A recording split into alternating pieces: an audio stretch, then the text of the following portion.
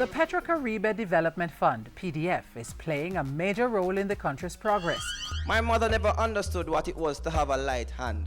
If you teach your child to receive blows from you, you're teaching your child to receive blows from anyone. Oh yes, those are some of the things we'll be exploring in this Tuesday's edition of Jamaica Magazine. I'm your host, Adrian Atkinson, and I'll be sharing the experience with you. It promises to be another insightful and informative program. Stay with me.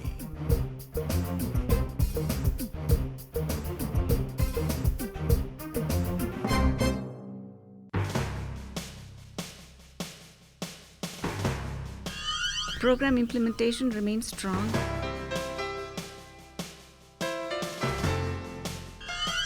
We also welcome the recent wage agreements.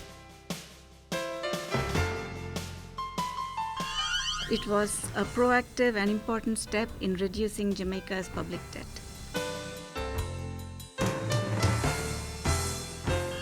A gradual economic recovery is underway. The growth outlook is improving. Growth is now projected to be about 1.4% for this fiscal year. The government of Jamaica is on a mission, going for growth, staying the course, and transforming the economy through its economic reform program.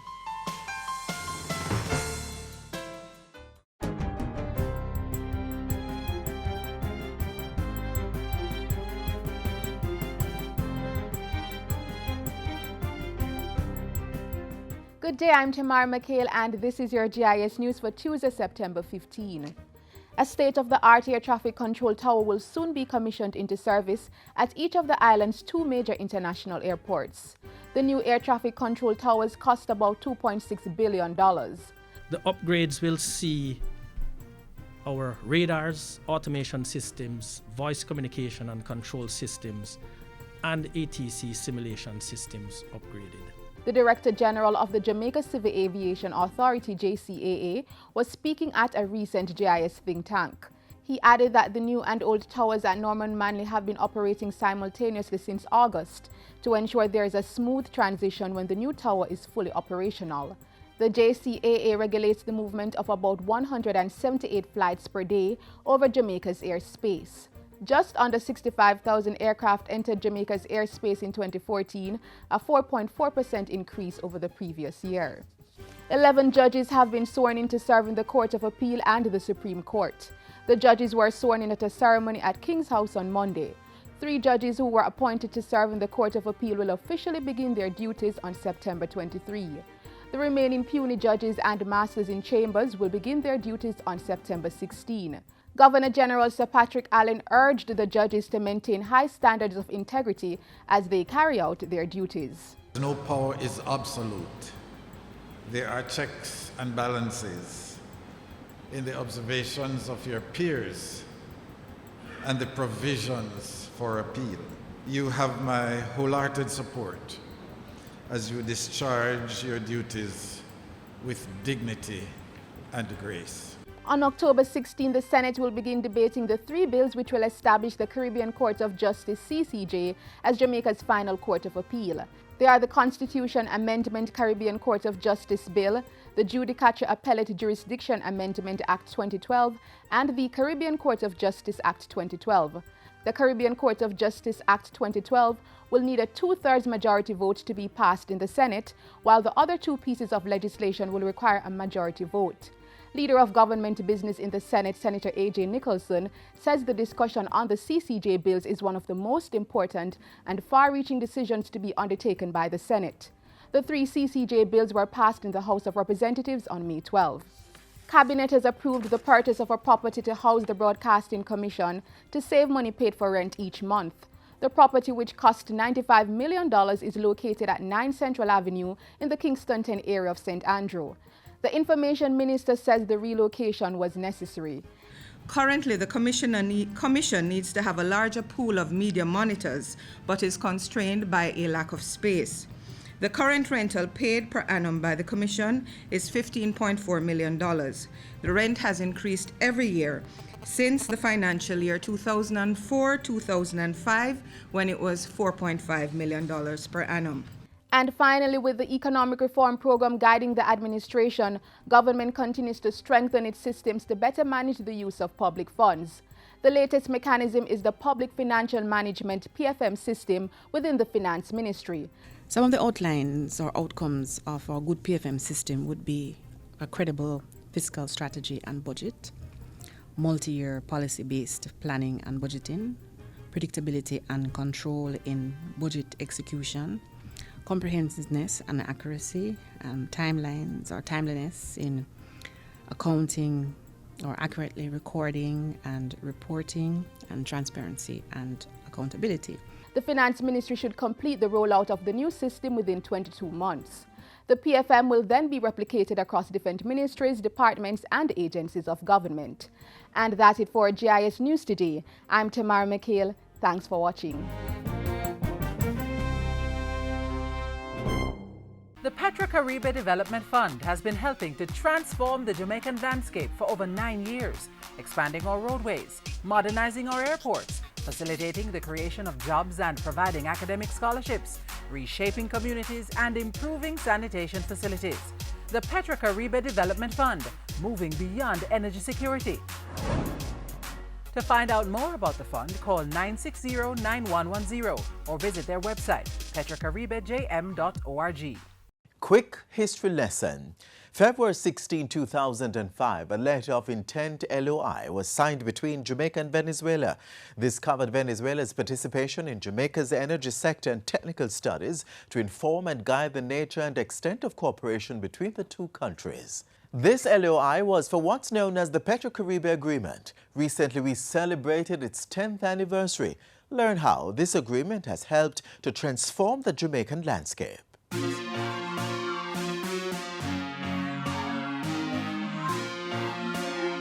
The Petro-Caribe Development Fund, PDF, is playing a major role in the country's progress, contributing to economic reform, pursuing strategic investments in infrastructure, and developing policies to protect the most socially vulnerable.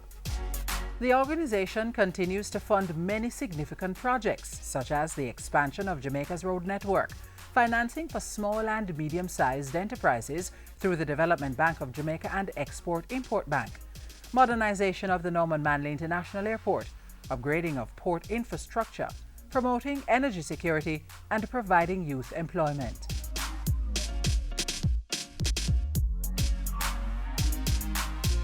A major social intervention initiative funded by the PDF is the Community and Schools Sanitation Program.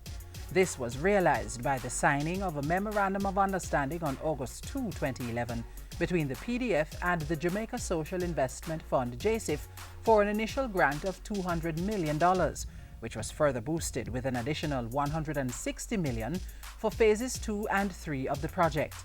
This ongoing project is aimed at improving the socio-economic conditions of urban and rural communities by facilitating the construction of new sanitary blocks and sewage systems equipped with modern facilities. And I want to say, much appreciated of this kind of venture, because years gone by, as you can know, that this community is a community that is lack of facilities to use, as we would say, bathroom facilities. Sanitary convenience is a big and major issue to our community. That's what I say. So I wouldn't mind if this initiative could go out right across the island.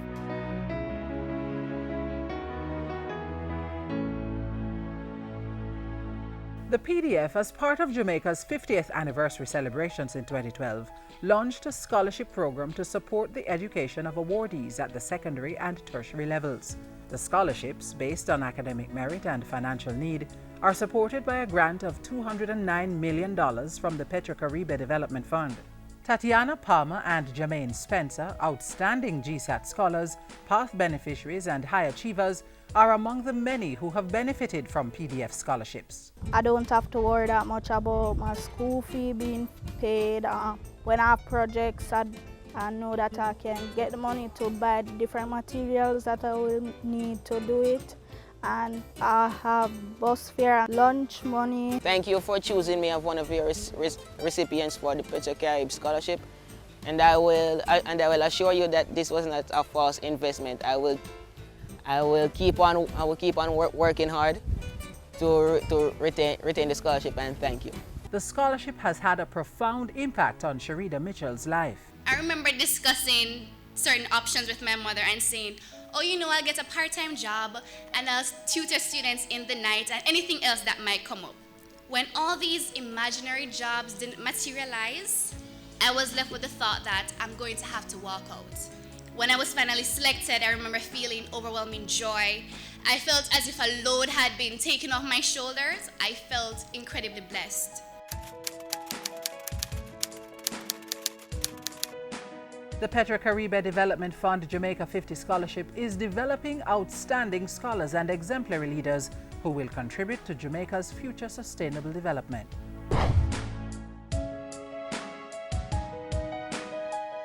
In 2013, students from 5th form up to 3rd year tertiary level gained hands-on first job experience and exposure to various career industries. The fund provided them with the opportunity to work between 4 and 6 weeks during the summer months. After getting that call that I was going to be able to work for the summer, and not just work, but work in an area that I could actually learn, I was really appreciative of that. This experience has been life-changing. It has given me personally a hands-on feeling of the work world. The Petra Caribe Development Fund is committed to building communities and transforming lives, contributing to the development and growth of Jamaica for many years to come. For more information on the work of the organization, call 960-9110 or visit petracaribejm.org.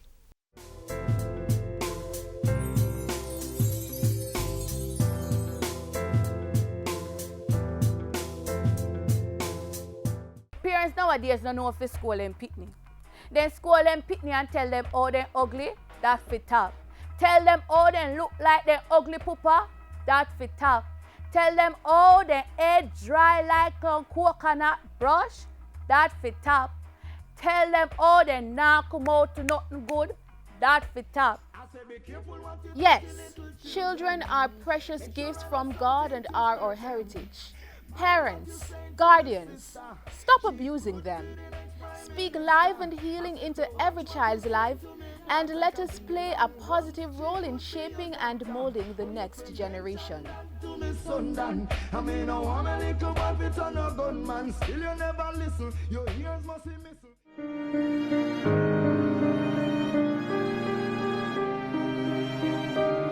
A child like me is being abused. A child like me is very lonely. A child like me is being used. A child like me as tormentors, teasing, torturing, evil captors. A child like me is unaware that love and joy is still out there. How can you help a child like me that will eventually die from heartache and misery? How can you help a child like me who must face rape and battery? You, yes you can love a child like me, even though I am not your blood family. You can help a child like me by helping to create a safer society, where a child like me can grow and strive and have no fear of staying alive.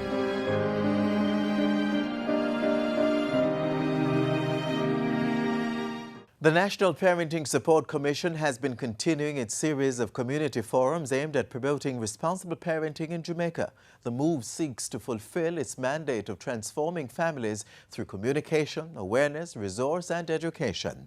One such forum discussed the cultural practice of beating children. We stopped by and right now we'll share the discussion with you. I say be careful what you teach your little children. Make sure I know something to hurt them. Mind what you saying to my sister. She could be the next prime minister. I say if you watch what you saying to me daughter, cause in the long run she could be your doctor. Should you beat them? Should you not beat them? Beating versus beat up.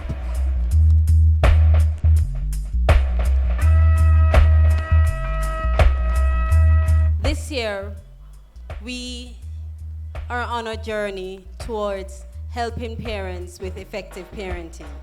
We are here to support parents through education, through making you more aware, through research, resources.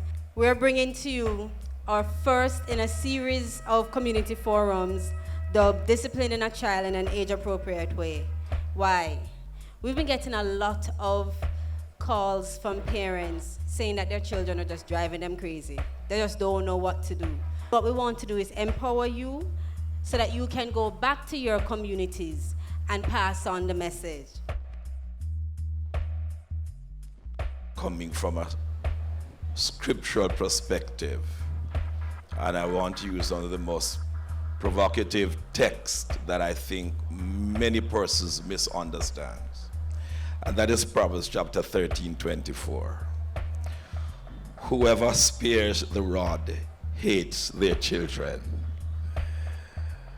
but the one who loves their children is careful to discipline them.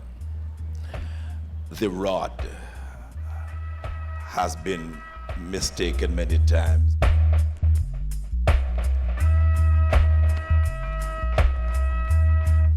I do believe and I do share that, yes, a child can be spanked, but it must be properly done. It must be done out of love and not through anger. If a parent is angry, I don't think at any time the child should be touched. The child must be disciplined with love. What the research, Jamaican research says is that children who are beaten are also more likely to be very aggressive. Now, at UNICEF, we don't subscribe to the beating or beat up philosophy. We don't think there is a choice. We think discipline should be about developing the child. And the research suggests that physical punishment, including beating, don't help in that regard. My mother never understood what it was to have a light hand. You know that like what them say, yo, drive a foot them heavy on the pedal? Why? It's a floor, she floor it. And so, my siblings and I experienced abuse at the highest levels. Whether it was from the knife, from teeth in Aketa the pot, and then she push her hand in there and say enough teeth, which I thought were common mischief that any child would commit. My mother died when I was 9. My brother a year before. Brother was bad man and thing, and we go crush her ends and him get shot. 3 shots, and he died in front of me. And so, as a child, I had experienced so much hurt. Not just from the physical pain, but the emotional hurt as well. After my mother died, I was living on the street for about a year and a half. But I can say right now that because of the Child Development Agency, I'm able to stand where I am without being incarcerated or dead right now. And so life took a turn for the better. So push your children, encourage your children, love your children. If you need to make a report, you hear that a child has been, is being, or is likely to be abused sexually, physically, emotionally, or is in need of care and protection, you may call the Office of the Children's Advocate, or you can call the OCR at 1-888-PROTECT, and they will ensure that the matter is passed on to the relevant agency for investigation. Right now, if my child do something bad, I'm gonna beat her. So are you saying not to hit her? Because I'm not saying, I say it's discipline, you know, because being honest, it feels like a cultural thing. Once you're rude, you get beaten. You do not need to hit your child. I would wonder why you need to hit her. You're about 8 times her body weight. If a man 8 times your body weight hits you, what would you do?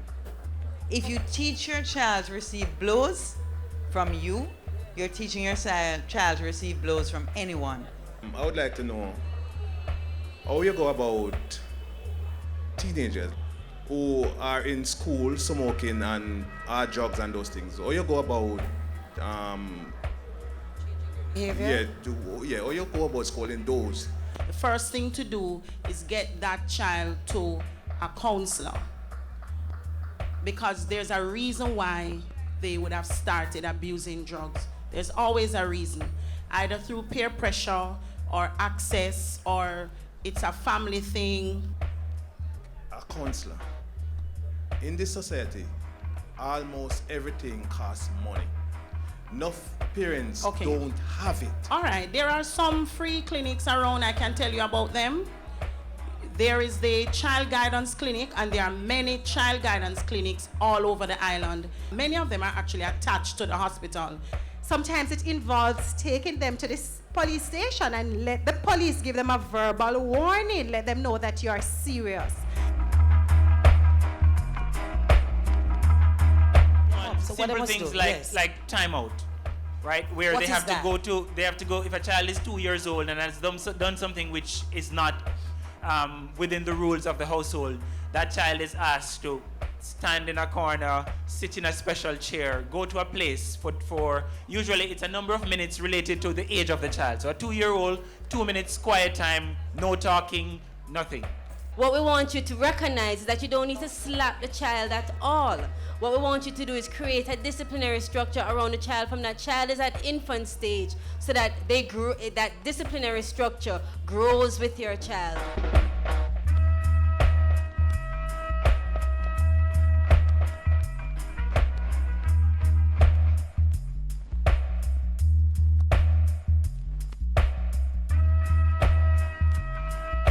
I say be careful what you teach your little children. Make sure I know something to hurt them.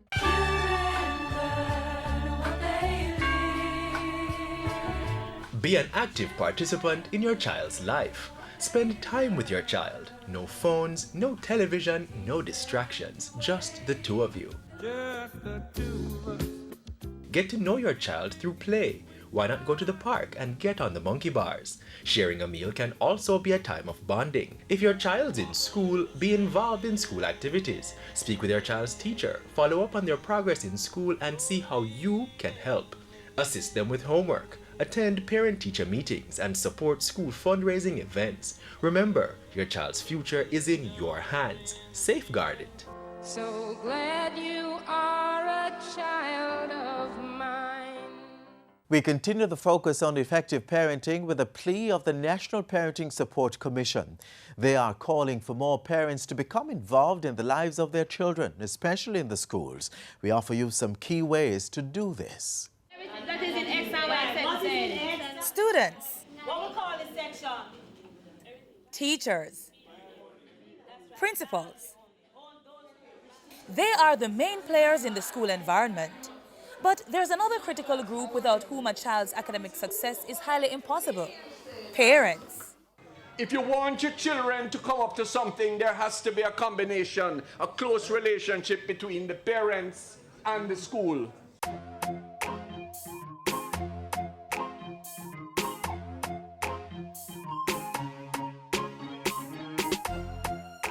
The parent is the first and most important teacher in a child's life. Many will agree to the truth of this statement. Whether through biological parents or guardians, children learn first at home from their caregivers and then express learned habits to the wider society. This is the reason it's so important for parents to actively participate in their children's education.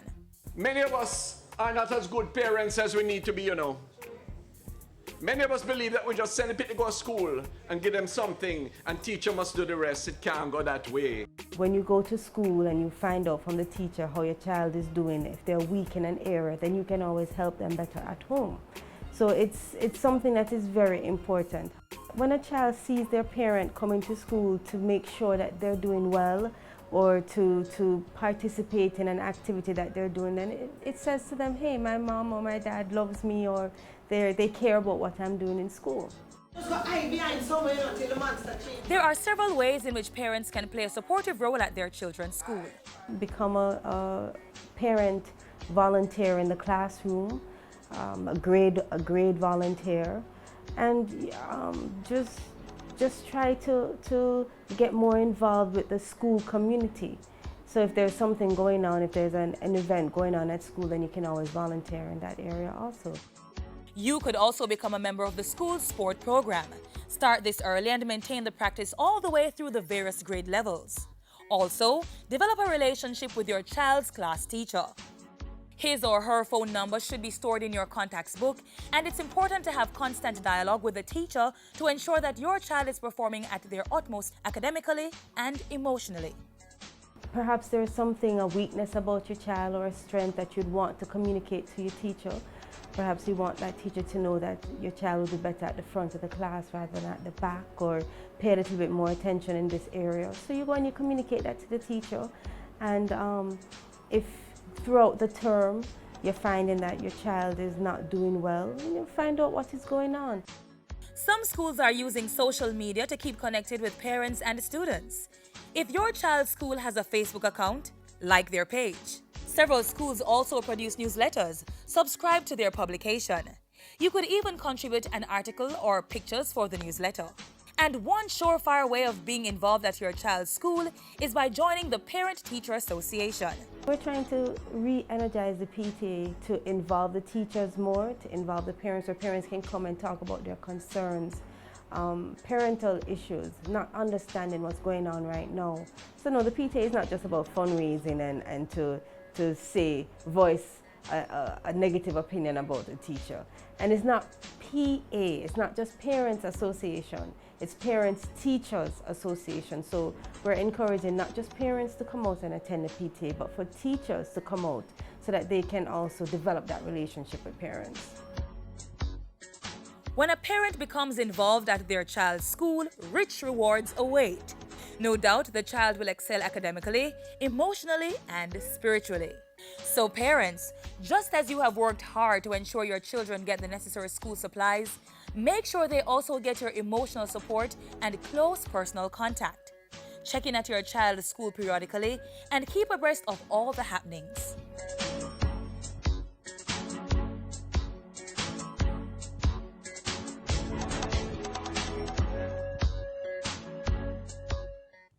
Hurricanes can strike at any time. In the event of one, be prepared to act quickly.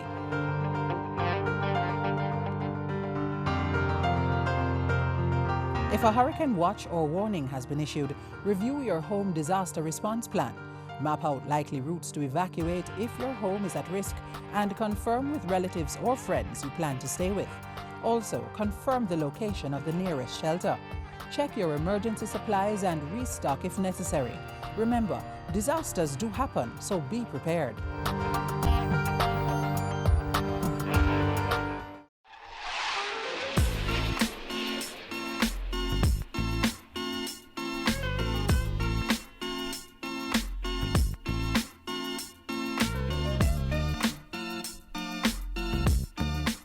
We now close the pages of today's magazine and leave you with this little thought.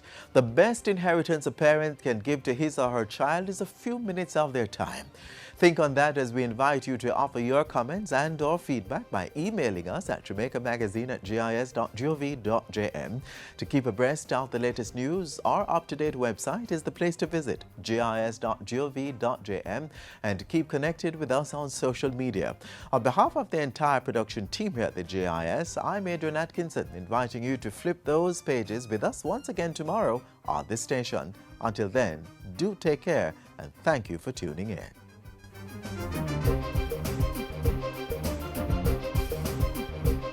This has been a production of the Jamaica Information Service, the voice of Jamaica.